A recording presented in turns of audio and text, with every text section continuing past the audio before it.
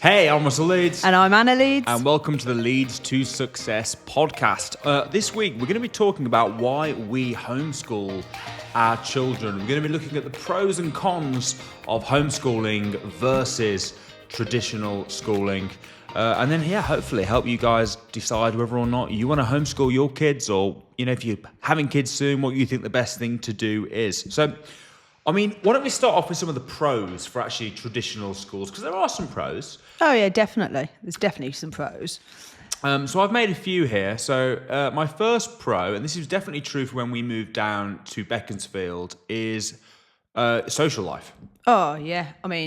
If it wasn't for the kids going to school when we first moved down, would we have a social life down here?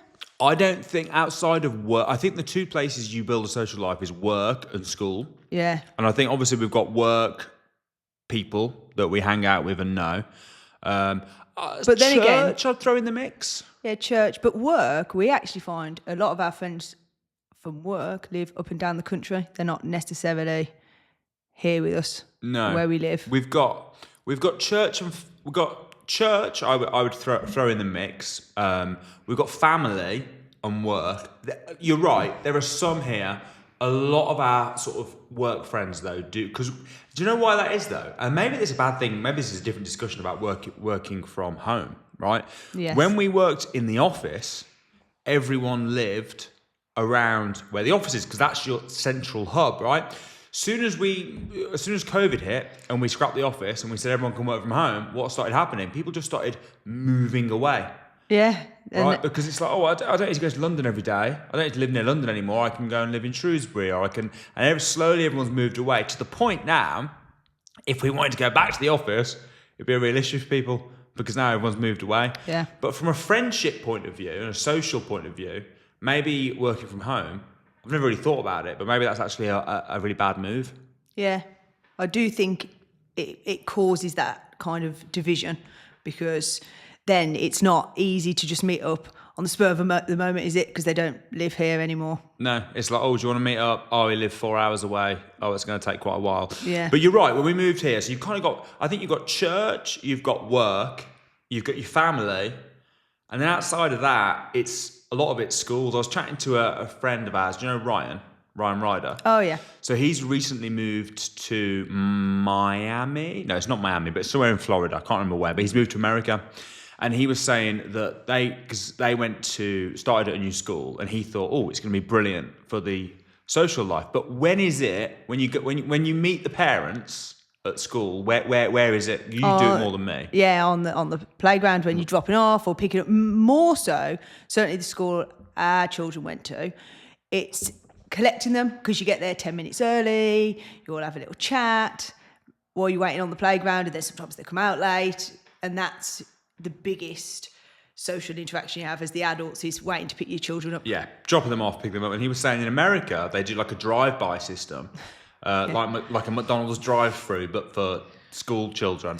So you drive up, and then I assume you just sort of open your door, kick them out. You're like, go on. Do they even do that primary school? Because I've seen that in like the American movies when they're older. Do they do that even when? I think his kids are in primary school, so I imagine it's very much. You can't have do you know those kids, the criers? Yeah, what happens to them? Just booted out anyway, or does it cause a traffic jam? And it's like, little Sally's crying again. We're all waiting. I'm late for work. Get out of the car, Sally. What are you doing? Yeah, I don't know. Maybe, or maybe the teachers are there to drag them out. Yeah, that's weird. Do you know what though? I was like that when I don't remember, and I would deny this if anyone asked me, although I'm admitting it on a podcast. But I apparently didn't like being dropped off. Was you a crier?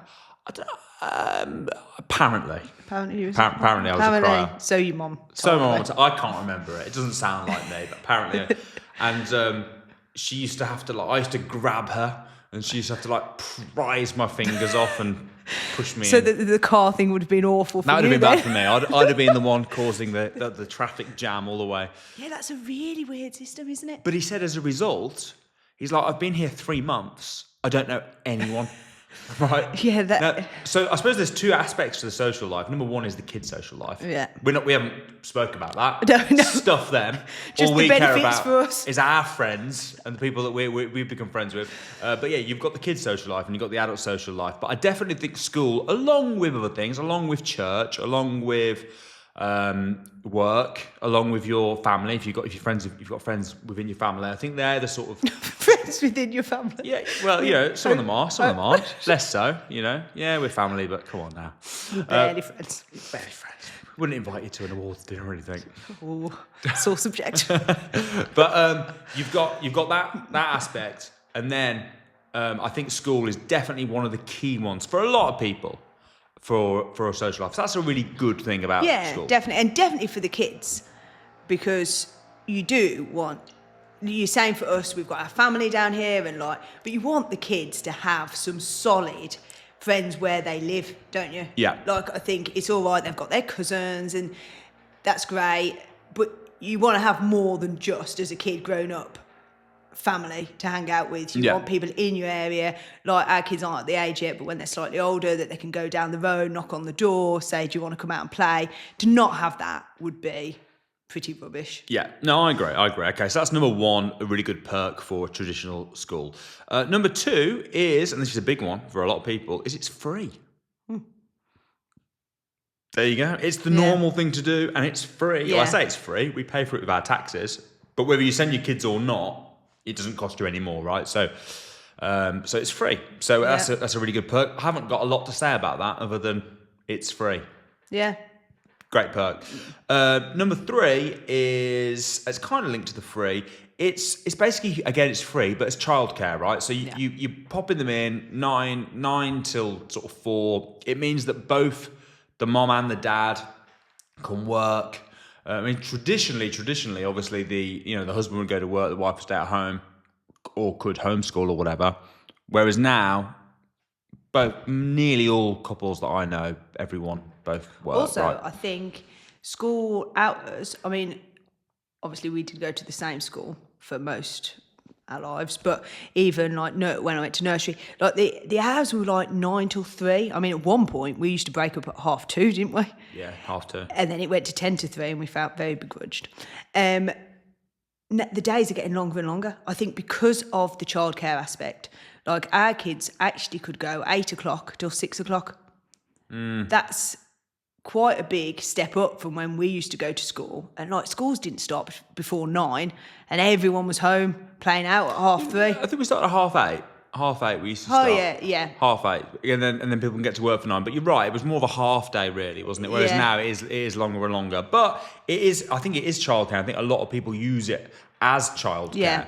And you see the struggle actually with people because obviously when the kids are 1 or 2 or whatever, and moms are trying to go back to work and they're looking at it and they're like, wow, literally the salary that I'm bringing in is pretty much the same. I was chatting to my cousin and he was saying his partner's gone back to work and I think he was earning £100 a month more or something. It was something ridiculous. Yeah, because of the daycare. By the time you took your tax tax off off, and everything yeah. and paid the childcare, it was practically And they nothing. can't wait for them to become school age because It's free childcare, right? And at the moment they've got to work. So there are some of the big pros. Having said that, I saw an interview with Grant Cardone and talking about schools. He also homeschools his kids, and they said to him, "Well, can you?" Most people can't afford to homeschool their kids for the reasons that we've just said. Number one, schooling's free, and number two, it's free childcare. And he said, "Well, I actually think it's more expensive than homeschooling." And they were like, "Well, how does that work?" And he's like, "When I went to school, I learned how to do drugs. I learned how to steal. I learned how to all the bad things I learned there. And for me, teaching them that and having to pay for rehab or having to, obviously, it's a little bit high. It's an investment, right? Because it might be that it turns that way, it might be it doesn't. But he thinks that actually the damage that it does sending them to school, which we're going to get onto the cons in a minute, isn't worth the free. It's actually more expensive in the long run than it is. Or certainly can be. I think you're taking that risk, aren't you? Yeah. Because you don't know. You don't know. No. And I think for us as well, we went to a very small school and I always felt like sending them to a secondary school, we've not actually been through it, have we? A proper secondary school. Not like a traditional secondary school. Yeah. No. And I always thought it was sending them into the kind of the unknown. Yeah. Well, I also kind of think, I mean, for us, we'd always sort of planned on, we actually did it earlier than we originally planned, Yes. but we'd always planned on homeschooling for that age, because secondary school does worry me with, like what Grant was talking about, with some of the things that they learn or they pick up. Well, let's get on to some of the cons, and we'll go through it. So one of the biggest cons for me was, I think the whole school system is out of date. I think the school system, and you can go back and look at this, but it was created when they were trying to basically generate good workers, good employees. And it was for factory workers, and it was teach them the basic stuff they need to know so that they can rely on a job and they can come in and they can work for us and be a good worker. And it's not really changed from that sort of industrial revolution back, hundreds of years ago. It's not really changed. The system is still the same. The timings are still the same. The way it all works is the same. It's not designed, I don't think, what they teach them at schools. They don't teach them about finance. They don't teach people about sales. They don't teach people about marketing. They don't teach entrepreneurship. They don't teach problem solving. They don't teach creative thinking. It's very much a cram in, learn about this history, learn about how to do maths, learn all these basic skills, and we want to cram it in, and there's 30 of you in a class, and you have to do it this way, and you have to just memorize the answers, and that's it. Now, when you were younger, and this is why I was fine with primary school, you do need to learn those basic skills. But I think as they get a bit older, as your children start to hit the kind of ages ours are beginning to hit now, 11, 12, as our kids get to that sort of age, I want to be teaching them stuff that they just don't teach in schools. Yeah. What's your thoughts on that? Yeah, definitely. I think having them homeschooled, I don't personally do the homeschooling. We bring in a tutor, but we're totally in control of what we teach them. And obviously recently they did the book. Brilliant book. I highly recommend it. A guy called Matthew Said is in a book called Bounce, and it's all about the myth of talent, and actually it's all about hard work. And he's done a version, something like You Are Awesome, I can't remember what it was called, but it's done a version of it for kids. And I thought, it's a kids version of this book, which I really like and really rate. But not only had he done a book of it, he'd also done like a whole half-term study. So we bought that immediately. We gave it to our tutor, and we were like, right, we want you to teach this. And she does the basics plus anything we want her to teach. So she went through that book with them, and it had in there affirmations, and it was, I think to be able to add that in is brilliant. You're teaching them about money management, and then we just bring in loads of life skills. And I think they're the kind of things it's really important they know, and we're totally in control of what they learn. Yeah. Well, actually, I'm gonna skip forward, because you just mentioned that we're totally in control, to point number 4, which I had on the list, which was pushing beliefs. And this could be pushing beliefs. This could be beliefs from the other children. This could be beliefs from the teachers.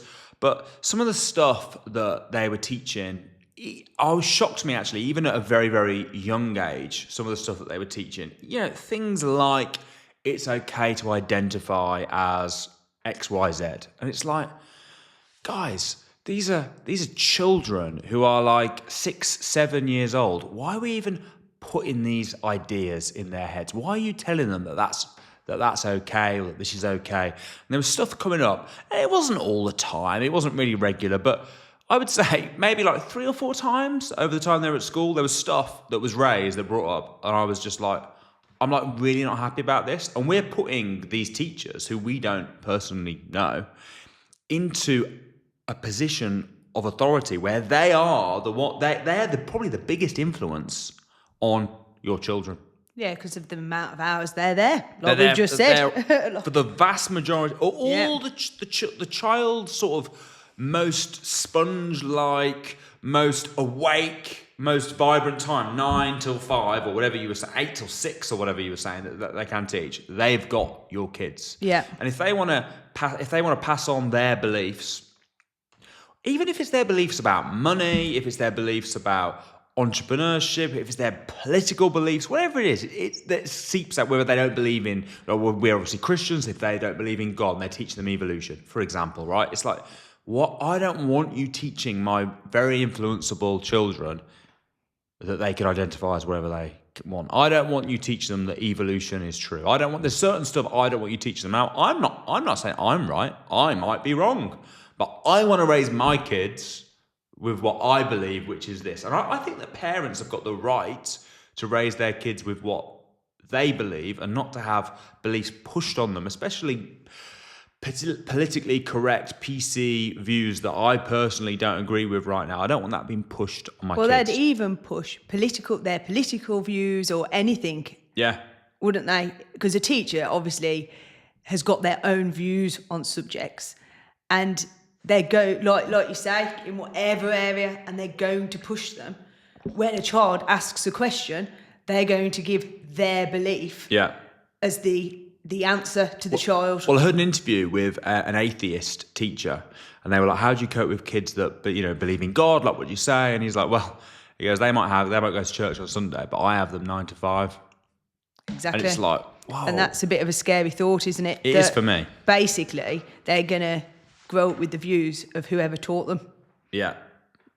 And as a parent, I think you want to be controlling and picking that. And there's so much stuff that we want our kids to learn about. I've touched on it earlier, but forget the stuff we don't want. Yeah. There's so much stuff we do want them. Money management. Yeah. Like we've got the hyperjar, and we're giving them money to manage, and we teach them how to invest it. We've got them set up on a stocks and shares junior ISA, and we're going, right, when you get your pocket money, you can put this, that. All this sort of stuff, we've got the time because they're here. If they were at school 9 to 5, they'd be like, oh. We've got the time now. Now we sort of do a cross section. You mentioned earlier we've got a tutor, so we do some teaching ourselves. So like that I was just talking about. There is some that we do ourselves, but the vast majority of it, we have a tutor that comes in. We've got a little school room at the bottom of the garden, so they're away from the house, and they can just go in there, meet her. We do 2 full days with her once a week, and they can do all the core lessons like maths, English, etc., etc. And she's great. She'll teach whatever we want her to teach. I thought you said that the cool lessons like maths and English, and I was like, oh. The core lessons. And then I thought the cool lessons, and I thought, oh, he said the core lessons. The core subjects, the ones that are important. That the schools are good at teaching.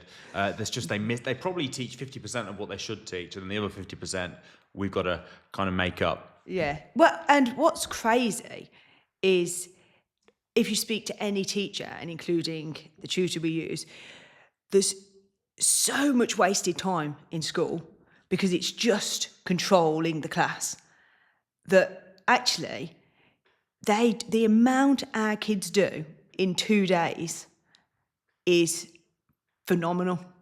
Oh yeah, they get done in 2 days what they would get done in 5 days at school. Yeah, well, let's and move probably on to more. Point 7, we're doing this in such a random order, but point 7, large class sizes. Well, you've got 30 kids versus we've got 2 kids, so 2. Yeah, right. It's just crowd control, basically. Oh yeah, most of it, and because controlling 30 children. Oh, it's a massive job. A lot of our friends are teachers. We've got a lot of friends that are teachers, and they say, if you can get 10, 15 minutes in a lesson of actual teaching, you've done really well. Because the vast majority of that lesson is get everyone to sit down, taking your register, Which is crazy, telling isn't little it? Bobby to shut up, etc., etc. Yeah. Right. So large classes. If you're homeschooling, obviously it's very much one-on-one, which also goes on to our number 2, go shopping all over the place here, which is one size fits all. So the education system, we touched on this earlier, but because you've got 30, it's impossible when you've got 30 kids and you've got to teach them all to do bespoke teaching. Yeah. Right? So you have kids at different levels. So you've got to aim somewhere in the middle, which means the kids that are really smart are kind of there like, oh, this is boring. Yeah, we get this. The kids that are really dumb are like, what? Huh? I'm lost, I'm behind, I'm stuck, and they need extra help. And then you've got the kids in the middle that it kind of works for. Which we both happen to be. didn't we, at school? Well, I was one of the super intelligent ones. I was there like, oh, this is easy. You were in the middle, yeah. So for you, it was perfect. For me, it was like, it was holding me back, if anything. But I was also, just found it too easy. Just a natural genius. But yeah, for you, it's probably about right, wasn't it, at school? Perfect. Perfect for you. No, but I feel like neither of us, I felt very not pushed, but it was just like almost the perfect easy level for me at school.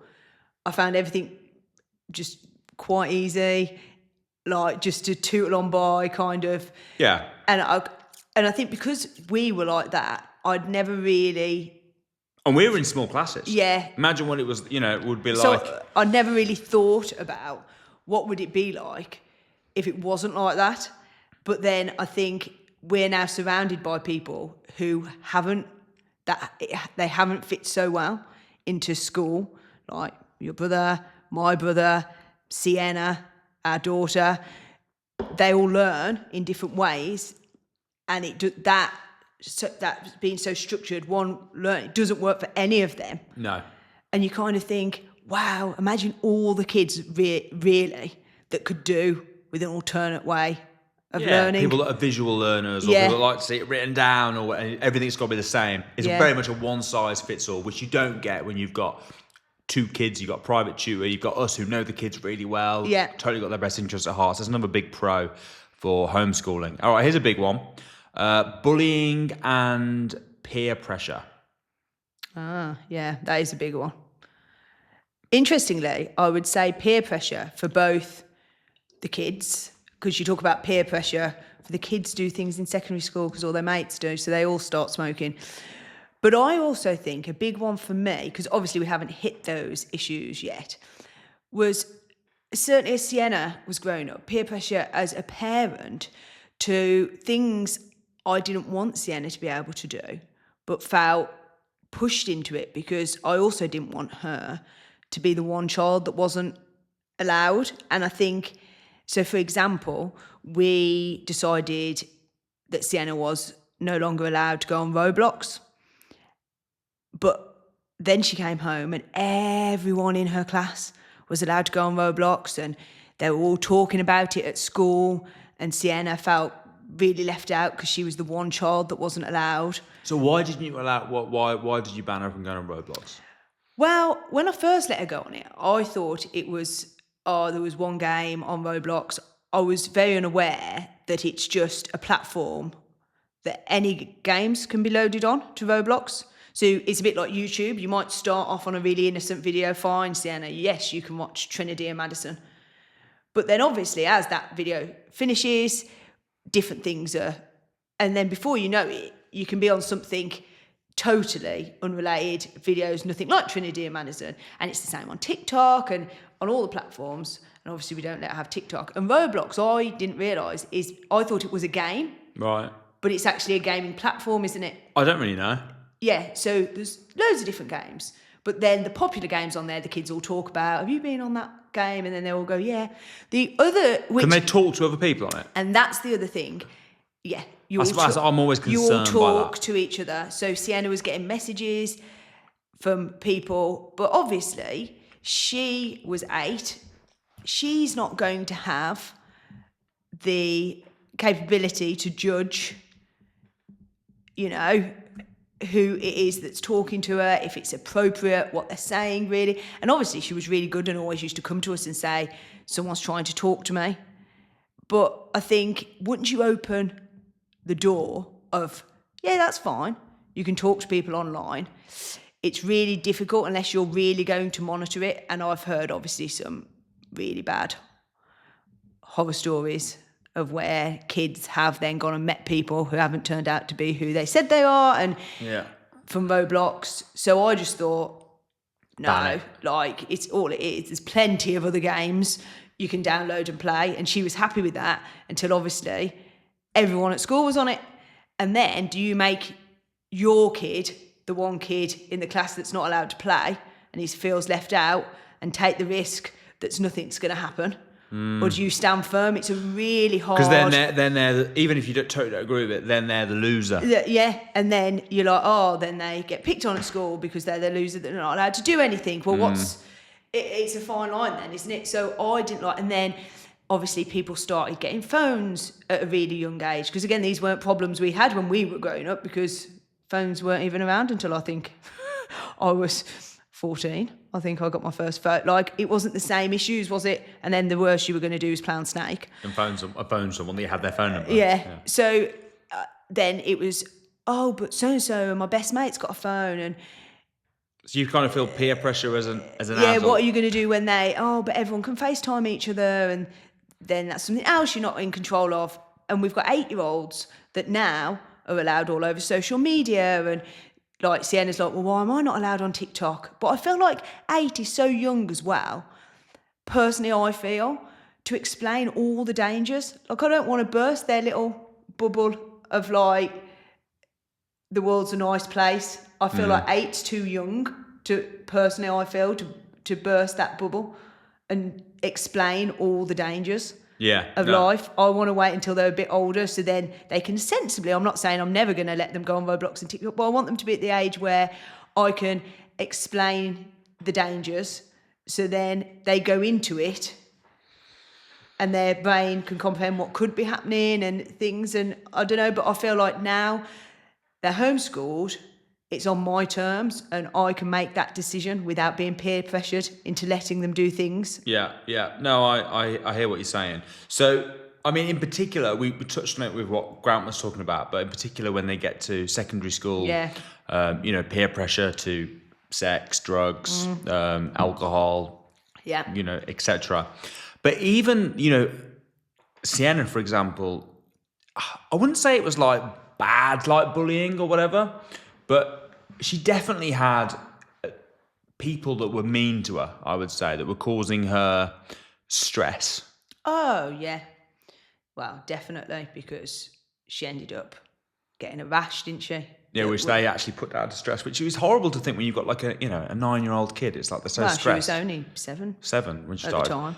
It's like they're so stressed that they've got like a rash coming out. It's like, no one at 7 should be that and stressed. not wanting to go to school and being, oh no, because so-and-so be nasty to me or whatever. It's like, and they were going to a really nice little school. It'd be, it was probably as good as a school as you're going to get. So it could potentially be, an awful lot worse. I'm sure for a lot of kids, it is an awful lot worse. I'm not saying she had it bad, but they just feel very young to be thrown out into the lion's den almost. Yeah, I mean, I was very shocked by that because we never had problems at primary school. To be fair, I just didn't have problems at school in general. I was really shocked at the nastiness that happens in primary schools. In my head, when we'd first had kids and we'd said, how are we going to bring them up? And we said, well, maybe for secondary school, we'll get them tutored. I thought that was because primary schools were really innocent.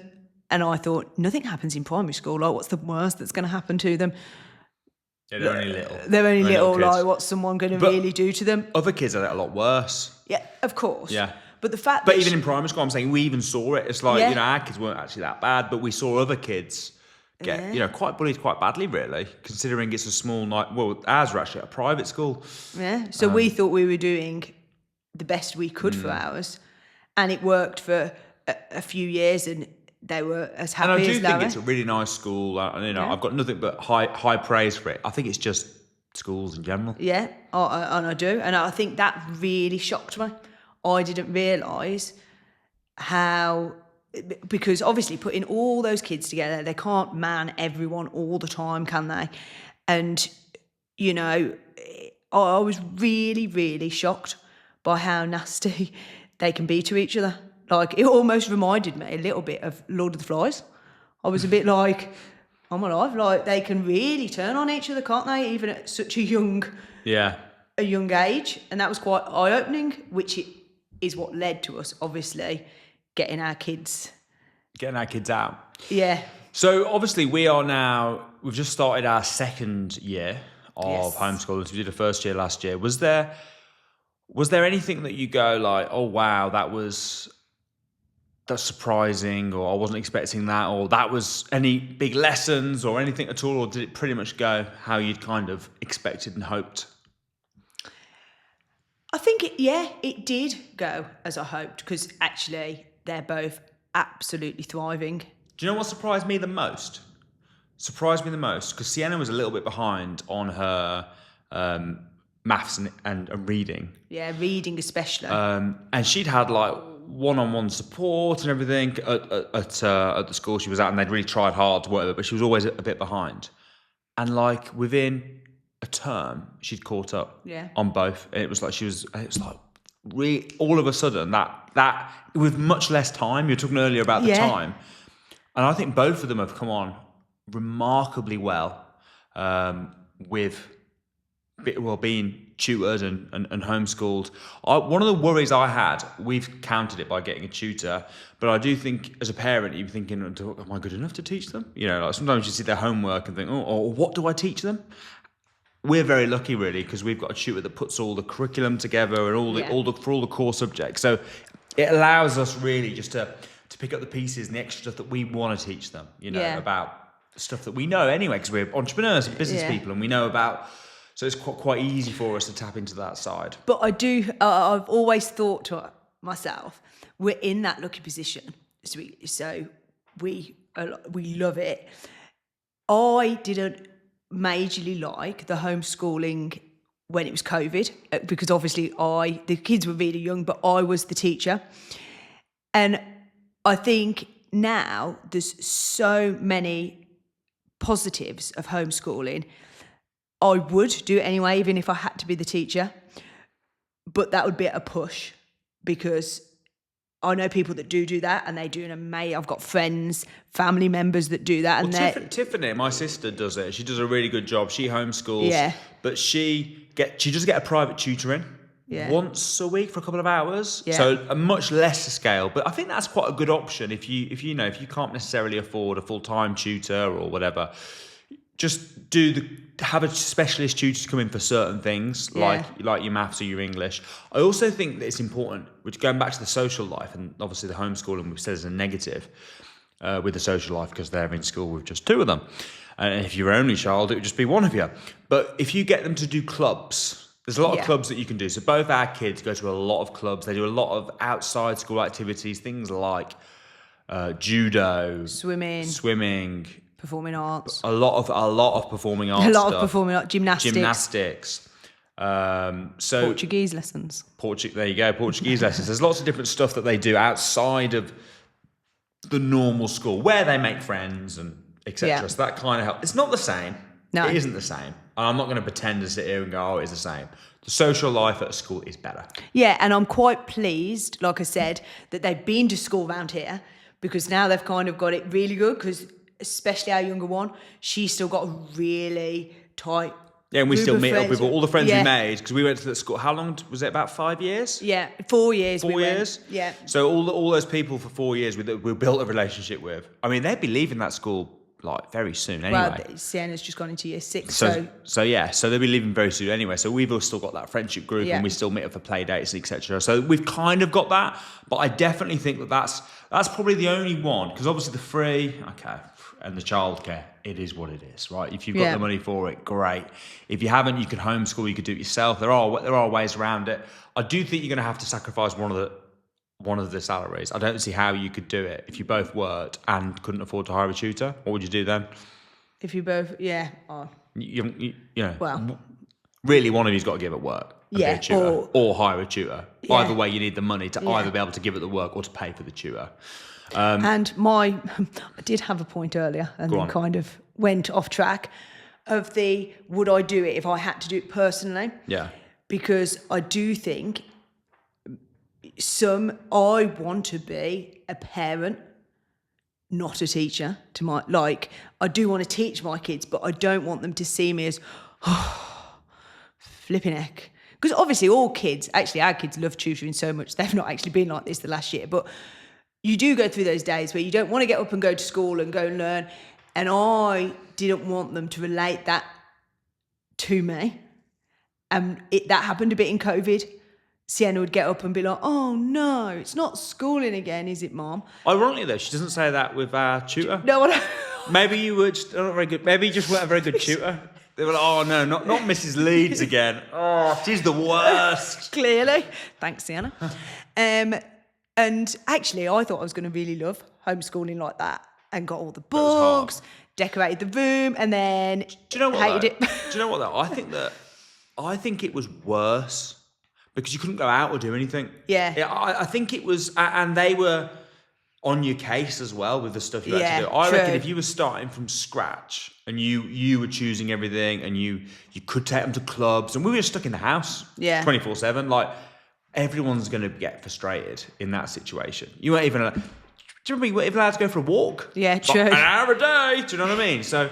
It was intense, It but was- I that put me off being the one. And it also, for different reasons, those days it gives me time to actually work because I didn't want to. Not everyone wants to 100% Yeah. give up on work. So again, we're fortunate we got a tutor, so I still do my job and it works perfectly for us. And yeah, to be fair, the first year I get asked a lot by all the parents around here, how's it gone? How's it gone? And actually, it really couldn't have gone better. No, our kids are doing really well. They're really happy. They love it. They love school. They love going. It's a lot less time, so they're around more. Tell you another big pro as well, and this was a big one for us actually when we were making the decision, was I obviously travel quite a bit for work, and being able to have the freedom to be able to travel, and you guys be able to come with me because we can shift the summer holidays around whenever we want. Yeah. That's really useful. So you get a lot of flexibility. Cheap holidays. Went to Disneyland in January. It's probably half the price. But not only was it probably half the price, but it was also probably twice as fun because it wasn't so rammed that you can't do anything. And Well, we kind of, every park we went to. we just did the whole park in a day. It's like, yeah, easy because it's quiet because Yeah. all the other kids are at school. So that's another big Oh, perk. massive. I find I always struggled with like that regimented. From the minute they went to full-time school, I found that a bind. Even though in one way people see, whoa, freedom, childcare. I never saw it like that, which is probably not a normal view to have. I always felt like, now I'm tied down. That's it now. Can't do anything. Can't go anywhere because I've got to get back. Like I take the kids everywhere with me. We take them on holiday. We take them to the theatre. We take them to the cricket. We've got ultimate freedom because we take them everywhere with us. There's not many places that we go, right, we can't take the kids to that. No. They come everywhere with us. And from the moment Sienna first started school, I felt for the first time ever, I'm tied down now. Tied down to school. Yeah. So them leaving school felt like ultimate freedom again. Yeah. Where I teach them what I want, they get taught what we want, they do what we want, and we can take them and do whatever we want, whenever we want to do it. And obviously they're still getting an amazing education. We'd never not give them an education, but we've got ultimate freedom. Yeah. I'll tell you one thing that I slightly begrudged from, because we went to a little private school. One thing I slightly begrudged that I wanted to make sure that we didn't do that for our kids was when I was younger, I was really good at football. I played in the school football team, but because it was on a Sunday, my mum and that were like, oh no, you got to go to church on Sunday, so you can't go to the football. And there are obviously other things I could have joined, but we didn't. And then the school we went to didn't have a football team or anything, and I kind of felt like I didn't really have the opportunity to do that. In the same way, also, I was quite into, when I was a kid, I wanted to do acting and stuff, but I never never had the opportunity, right? So we never did any clubs or anything. And I think sometimes good schools, they do give you the opportunity to, if you're really good at sports, do sports. If you're really good at drama or whatever. I think when you're homeschooling, you need to go and seek out those opportunities. And I think as a parent, you don't want your kids to look back and go, I really wanted to make it as an actor, but I never got to go to any clubs. I really wanted to do that, but I never got the opportunity. So I think as well as giving them the good education, you need to make sure you give them the opportunities as well. Yeah, I think that is really important because I think we both missed out like that as kids because of the school not providing those opportunities. And I certainly think living down here, the schools in general provide a lot more opportunities. Yeah, I agree. I mean, I was very impressed with their school, how they had actually a professional football club teach their football. Yeah, like Wycombe Wanderers came in, and then obviously if Yeah. you were good, I mean, our kids weren't. That's really annoying. I was really hoping that my children would love football. My kids don't like. I know they're girls, but I still hope they'd. I was thinking women's football, man, it's gone crazy. It wasn't like that when we were kids. They're gonna love it, but they don't. No, They don't love it. that They was don't like watching unfortunate. it. They don't like playing it. I'm get the ball out. I'm like, hey, do you want to kick about?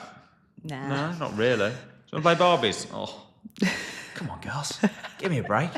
But I was hoping, that if they were good though, they could have been, picked Yeah. up. Obviously, neither of them. And then Sienna was good at netball and basketball. And wasn't Didn't interested. even like it. No. They were like, she's really good. She's like, yeah, I don't really like it. Oh, great. But they do. I think the schools do provide them with, those opportunities. If they see that they're good at something, they give them that opportunity to progress. Yeah, and you yeah. don't want to miss that in your kids, do you? So we do put quite a lot of effort in to Encouraging their talents. Yeah, and Stuff that they like, that yeah. they enjoy, giving them opportunities, letting them, Sienna's performed with West End singers, Sienna's, being Matilda in a stage show at a theatre, she's had those opportunities because she's good at it. But I think you also want to nurture when they're good. Yeah. Talking about Bounce earlier on, he was table tennis champion, UK champion. And I think it was like 8 of the top 10 all went to his school. Yeah. Because his school gave the opportunities to be good at table tennis. They had the good club, they had the good teachers. A lot of it is about nurturing. You want to give your kids the opportunities. If they are good at something, you want to let them sort of explore those talents and give them the opportunities. And the same thing with business. We're very lucky. We run businesses. As our kids get to 13, 14, I'm going to be bringing them along, getting them to do stuff, come and help out at the event, get them some work experience. I'm going to be getting them in the marketing team, getting them to write copy, getting them to get on the phones, making cold calls, all this sort of stuff. Great experience for them. When they do get to the age where they're going into work or whether they're starting their own business, we'll have been able to give them all these opportunities to really set them on their way. Because I think as a parent, you can't do anything for your kids. You'll know that. They say that they can lead a horse to water, you can't make it drink. You can't make your kids I want to make my kids like football. Right, I want them to like football. I've given them the opportunity. They don't like it, right? You can't make them do anything.